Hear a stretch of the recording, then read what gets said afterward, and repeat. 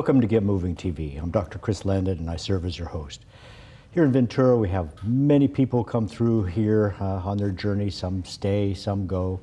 We've been to Peru with our crew. We have doctors in South America and Africa. And occasionally through our building, we have people who journey through as part of their journey. With me today is Gulnaz. Dr. Suzuki was brought to me. Well, how did we come to meet? Well, we had just moved to Ventura from San Diego, and I was looking for something to keep me busy, and being that there are not many medical device companies or major universities in Ventura County that I could work as a biomedical engineer, I wanted to start doing some charity work. So Amy Towner of National Charity League brought me by to give me a tour of VCMC, which is where I met you. So here comes the wife of a doctor, and I go, oh, good, here's what we do. We're very appreciative of everything the National Junior Charity League does for us. And I'm sorry, wanted to work for a medical device company. So medical device companies in Ventura, Santa Barbara, nearby, we have someone for you. I'm sorry, a medical device company. Well, what kind of background do you have that would make you want to work with a medical device company? Well, I have a PhD in biomedical engineering. I did stroke research for my dissertation at UCSD, and I've been doing brain research for the course of my training. Well, that sounds, speaking of journeys, I mean, that sounds like a very, very long journey, and I'm happy we're somewhere in the middle, I guess, rather not near the end there. So tell me how you started on this journey. Did you, I mean, it's hard, we've had Girl Scouts on here, won robotics championships, and they all talk to the same problem, which is it's hard to be a woman in medicine, mathematics, science. So how did you get started on your journey? And for me, I think it kind of started organically with my interest and enjoying biology and medical sciences, and always wanting to problem solve by using my hands. So that took me in that direction. But the initial seed, I think, came from my dad wanting to be a biomedical engineer. But at the time of his training, biomedical engineering was not that prevalent of a field. So he just studied civil engineering, which he loves and followed. So when I was training for my undergrad, there was not a biomedical engineering major in my school. So I majored in biology and psychology. And once I graduated, Wayne State University offered bioengineering, and I enrolled. Well, being a proud father of a civil engineer, we always like to know that they're listening, although my daughter didn't go into medicine. That's you, Jessica. But how about, where's your mother in your life? And how about through college, and as you're getting your PhD, do you have women mentors, someone, because I'm hoping that you're looking forward to finding a Gulnaz in the future and helping her along. Absolutely. I think I've had many influential people in my field and in my life, both men and women, but women in particular. My mom was always a great advocate in me being a strong person, because I'm very sensitive. In fact, I remember one time she was dropping me off at a class, and I was scared because I was the youngest person. I was in the corner, and she said, "Look at me and roar like a lion. Show me you're strong." So she's always been there to kind of push me along and make sure that I would follow my dreams.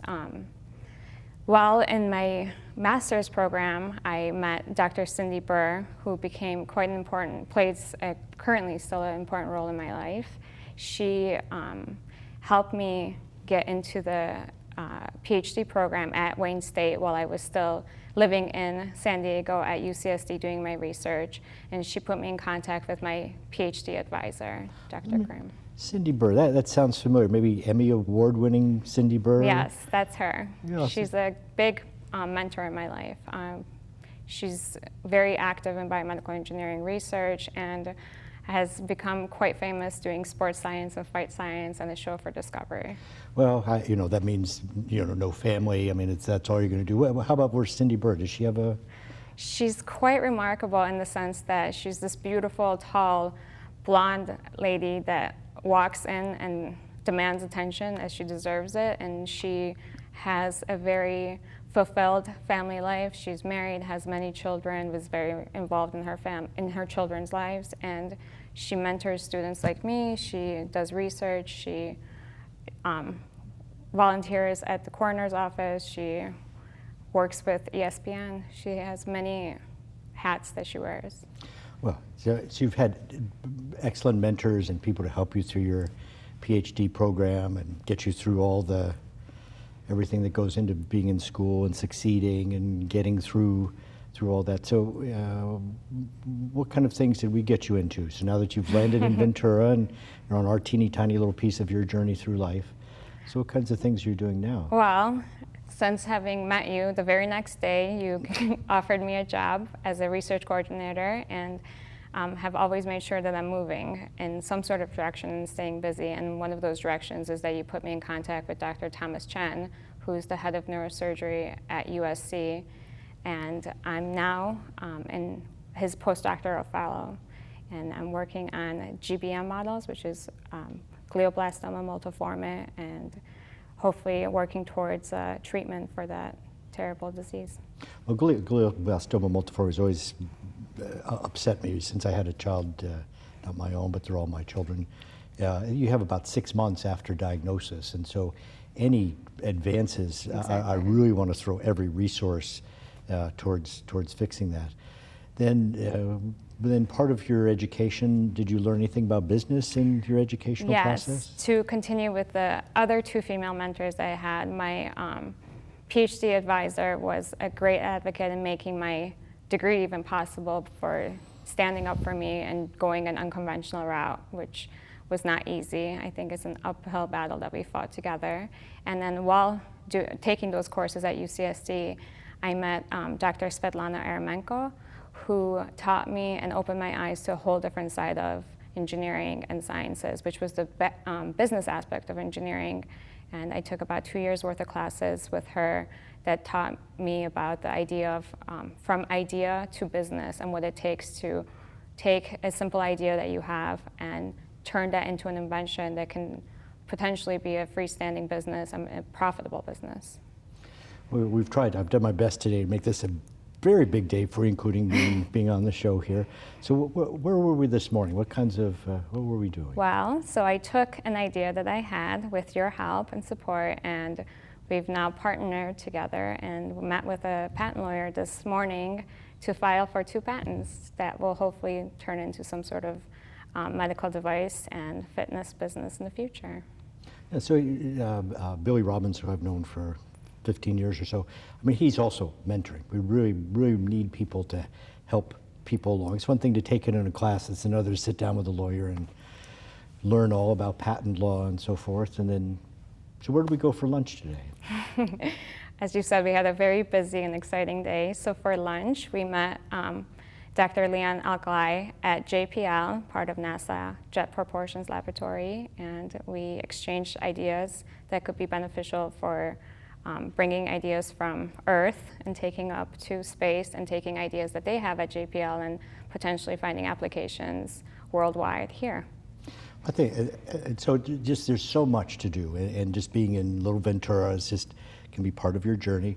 The other thing, we went and saw the Space Command Center for the robots, and they showed us where all the robots were in the United States, and I hope Steve Neal is here in Ventura. We hope to get him to be able to film there. He's working on a film and lives here in Ventura. So, all right, well, where do you see yourself next in this journey? Well, I hope to finish my postdoc and finally be done with my studies. And cure cancer. And hopefully have an impact in treating JBM and other cancers. And I hope to start and take off with this business and see what else we can do in collaboration. Well, it's good to be a part of this journey, and I really see you succeeding as a person. I think as your other mother saw right from the start. Just need an occasional growl, and you're a succeeding person. So, thank you very much so for all your support. Well, thank you for continuing on with this day and joining us. So, Ventura, we're going to be right back. Welcome back.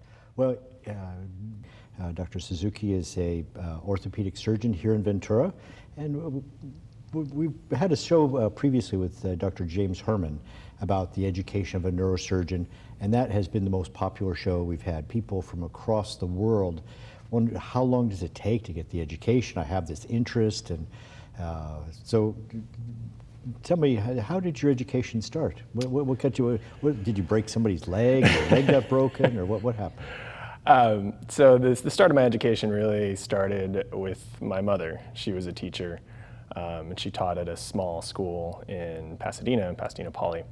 And she went back to work when I was 5. And so I was starting school. I went to a small school, Pasadena Poly, that my mom was teaching at. And she was basically the foundation for my education. So went through high school, was looking at colleges, and all throughout this time period I played sports, and that was one of the main loves or hobbies that I had. So I did actually break a few different bones. I broke both my wrists doing separate things. I also watched my sister undergo multiple back surgeries for scoliosis, and the combination of those two things really left a lasting impact on me. And I was always good at science. I kind of had the stereotypical male science aspect. But I didn't want to do purely science. I wanted a personal interaction. And I felt that medicine really offered both the combination of science as well as an interpersonal relationship that I was looking for. And with my interest in sports, orthopedics kind of seemed like the natural choice. Now, we have the opportunity to read a lot of residency applications, and that's probably what is on 75 to 80% of the residency applications. But in my case, that's actually true. So college is 4 years, and then med school is another 4 years. Most orthopedic residencies programs are 5 years in duration. There are some 6-year programs, which is the one I went to at University of California, San Diego, where they include an extra research year. Most people in today's kind of era of subspecialization do a fellowship as well. Most of the times that's a 1-year fellowship. There are occasionally a 2-year fellowship. And then you get to go out and practice. So I get asked that question a lot. It's about 10 years or so after college that you're really in a quote unquote training environment before you're out on your own. So I was thinking 15 years after you finish high school. Pretty much. Yeah, pretty much so. So, and are you involved in sports medicine now? We were talking earlier about Dr. Burr and the concerns, and a lot of her research is Department of Defense and DARPA and how do you protect soldiers. But to me, the child who had the concussion in Oxnard, we have a big program for screening for concussions. We had a hard time getting the schools starting off. Oh my gosh, it's not our responsibility. We have a chiropractor who's in charge of doing our physical exams, and so how's that evolved? Really, it's been the last year or two that it's really. Yeah, there's been a lot more focus on concussions. I would say, ever since it kind of trickles down. So obviously there was a lot more focus in the NFL on concussions and traumatic brain injuries as a result. I did a sports medicine fellowship down at Kaiser in San Diego. As part of pretty much every sports medicine fellowship is a component of team coverage. And so we take care of predominantly on the field football games, because that's the sport where you're going to really require the team coverage for on the field injuries. And there's been a lot more focus in the sports medicine world on concussions, trying to screen for concussions, trying to diagnose concussions, and then particularly in high school, it's really simple. If there's any suggestion that they have a concussion, you hold them out, and then there's basically a return to play progression that they have to undergo, and there's steps. And that runs true from high school or youth sports all the way to the professionals. Even the professional athletes really have to undergo a stepwise progression in order to be cleared to play. Well, I think of a sprained ankle or a strained calf. I mean, the brain's the same thing. These things really affect it. Absolutely. I mean, a lot of times these are traumatic injuries, and just like your ankle or your calf, you can have swelling of the brain. You can have cognitive impairment as a result of a direct trauma. And there's good evidence to suggest that particularly the younger you are, if you have a second hit during that time period, it's a lot more risky than just that initial injury. And so you want to try to prevent people from having that second impact by keeping them out until they're asymptomatic. And people that have repeated concussions, you have to be even more careful about that and potentially keep them longer out of the activity. Well, even doing mathematics, see, I mean, it's not just brain swelling or blood coming out your ears. It's just your brain really needs time to recover. Right, and one of the main symptoms is that people have trouble focusing on their, in high school they'll have trouble focusing on their schoolwork or have trouble focusing in class, and that can be long-lasting signs of concussion. So no little crutches for the brain that you No. can see, but you can sort of see it from the outside. And a lot of those tests now are much better. Even the ones that are available as apps. Right. And educating the coaches. I always ask the kids, gee, how much are they paying you to play football this year? And turns out they're not getting money or Nikes under the table. Yeah. Really, you have to hold them out. Yeah, so the majority of high school, the reality is the vast majority of high school athletes are not going to become NFL football players. And that's hard, it's shocking for them, but you really want to protect them. And there are a number of screening programs that are available, some of them commercially available, some of them you can find potentially online. And there's been a lot more of a push to create a baseline for people prior to the season starts so that you have some means of comparison after they have an injury. And you can tell a lot in terms of the difference between the baseline score and the post-injury score and kind of the progression that they make back to hopefully their baseline before they go back. I know for my daughter was excellent volleyball player. She's 5'2", and in her senior year, she declined to play volleyball because she said, "Dad, I'm 5'2", and when you're playing against 6'2", tall blondes who've had 6 knee surgeries and want to go to college, a kill shot means you're going to die." And so, when we tell me about these kinds of radical sports injuries that some of our kids go to, and then want the surgery and want to keep going. So. Yeah, I think that in probably the past 10, 15 years, there's been a lot more overuse injuries that we see in youth sports. And part of that is the availability and pressure of playing the same sport year round. You'll see, back in the day, I think more people were playing, football, basketball, baseball, soccer, and mix it up from season to season. And now people are more likely to pick a sport and stay with that sport. So they'll play soccer year-round with the club team or with their high school team. And you see a lot of injuries as a result of that because you just can't do the same thing day after day after day after day without seeing some of these overuse injuries. There has been also a push along with the concussions to try to prevent athletic injuries. And so one of the fundamental programs has been trying to train female athletes in terms of trying to prevent ACL tears. And so trying to perfect limb kinetics in the way that they land and move and try to address strengthening issues because that has been shown to play a role in terms of developing ACL injuries or other types of injuries. And so that's one of the many programs that they're trying to push through, but also awareness of the need for breaks during the season, taking a month off or taking 6 weeks off at some point during the season so that your body can rest. And so when we go down to Honduras or Peru, there are people who work in the fields constantly, and they are used up by the time they're 45. Ibuprofen, and that I don't have much else to offer them. Right. So tell me some of your other orthopedic interests there.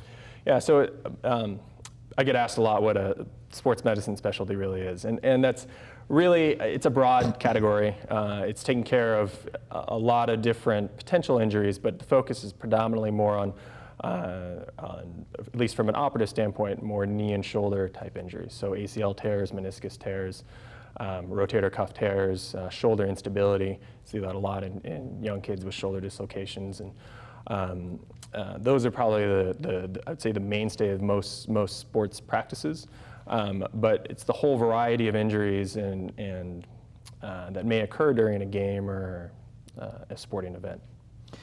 And so are you on teams and so forth? And boxing is pretty, we have just down the street here, we have boxing and kids, and we've had them on our stage here. And there's certainly, you have to get good grades if you want to box. And we have a gold, one Crystal, it's this giant gold belt, and she a mother of one, and she's welterweight champion for women for the world, and she's been in that chair. So what's the approach towards boxing? How do you hope to? Each sport has their own individual potential injuries, and there's been certainly a rise in mixed martial arts, of which boxing is a component. With boxing, you see a lot more upper extremity overuse injuries. You see, ironically, it's not boxers that sustain most of the hand injuries. It's really people that are doing recreational punching on the side that we actually see with most of the hand injuries. And so, boxers. I've seen an upset boyfriend, right. Mainly, hitting the wall. People that actually do boxing a lot, learn the appropriate way to punch, and you don't see quite as many hand injuries. Now, sometimes you see stress injuries as a result of repeated strikes, but a lot of times you'll see more shoulder injuries and things like that just from a repetitive motion. And then we were talking earlier, we have this program for COPD, the CATCH program, the access to COPD, access to community health. And you're an orthopedic surgeon. We try and,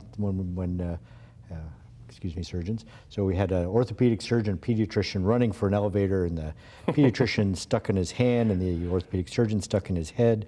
You seem to have a brain, and so you're thinking about things. So how about smoking and orthopedics and risk for anesthesia, everything else? Can you comment on that? Right. There's been a lot of increasing awareness on the effect of smoking on the musculoskeletal system. And that's actually one of the topics I talked about.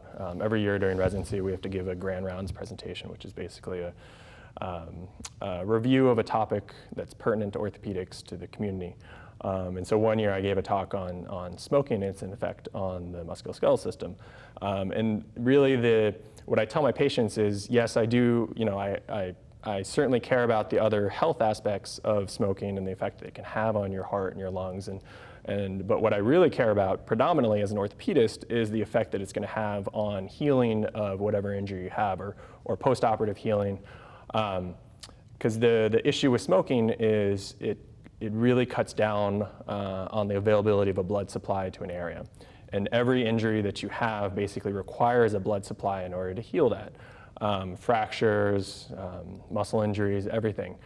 And there's certain aspects of orthopedics that are notorious for having a delayed healing. And if you don't heal a fracture, we call that a non-union.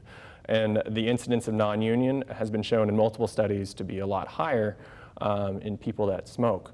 As well as in other aspects of orthopedics, so rotator cuff repairs, even ACL reconstructions, spinal fusions, a whole variety of orthopedic injuries or surgeries have been shown to be negatively impacted by smoking. The bright side is that you can potentially, and that's one of the only modifiable characteristics that we can have patients do. You can't change, you're not going to be able to instantaneously change a lot of your other health problems. Certainly you can get your diabetes under better control. You can get your blood pressure under better control in the immediate time around surgery, but that's not going to change the fact that you have diabetes or anything like that. So smoking is one of the most modifiable risk factors that we can have our patients do to potentially have a better outcome. And they've looked at various studies, trying to figure out, well, if you quit smoking, is your outcome better? And the answer in general is yes. And so then the question becomes, well, how much before surgery would you have to quit smoking? And the best guess that we have is probably around 4 weeks before surgery. Gets you to a better outcome. It may not be as good as if you never smoked, but it's certainly better than if you continued smoking. And there's a lot of nicotine replacement and other medications and that will assist our patients with stopping smoking, and those have been shown to be better than just continued smoking during that time period. So it's both a duration as well as a dose effect. So the more that you smoke, the worse off you are. Well, we're running underneath, as we're talking, some phone numbers for how to stop smoking and access to that, community access to the COPD access to community health, so that, because we really want people to hear what you're saying, as little as 4 weeks, it's not 5 years, right. And there are so many aids nowadays. Well, we were with the lawyer we were with this morning is 89, and had just had his hips replaced, and he really took, although lawyers are expensive by the minute, took several minutes to talk about how he wished he hadn't waited 2.5 years to have his hips replaced. Can you talk about hip replacement and people who are tolerating the pain? Right. So a hip replacement, all the studies suggest that the number of hip replacements is increasing and will continue to increase as the baby boomer population becomes older. And hip replacements predominantly for hip arthritis. And the main symptoms of hip arthritis are really groin pain. Mostly the hip is a very deep joint. It's not the kind of outside pain that you regularly feel, but the hip socket itself is actually quite deep. So a lot of people will come in with groin pain, maybe some thigh pain. Maybe they'll notice that they'll feel like one leg might be a little bit shorter. And really just progressive daily pain that interferes with activities of daily living. One of my partners, Dr. Hofer, is a fellowship-trained adult reconstruction, which is predominantly hip and knee replacements. And he really lets his patients dictate to him when they're ready for a hip replacement. And that's really the point where it interferes with their ability to enjoy their activities. And when even getting up out of a chair becomes a struggle, where they can't go for their walk, where they can't play with their grandkids, or when they can't do a lot of those activities. And there's been a number of advances in the implants over the years. I mean, hip replacement, in terms of, if you're looking at medical history, is a relatively new invention that's undergone a lot of different models over time. And basically what it is you're replacing the ball and the socket with metal and generally a plastic component as well. Well, thank you so much for spending time with us talking about the education of an orthopedic surgeon and the COPD and the hip and sports. So Ventura, you have an excellent resource here. Come join us on everyone's journey through Ventura. So Ventura, time to get moving.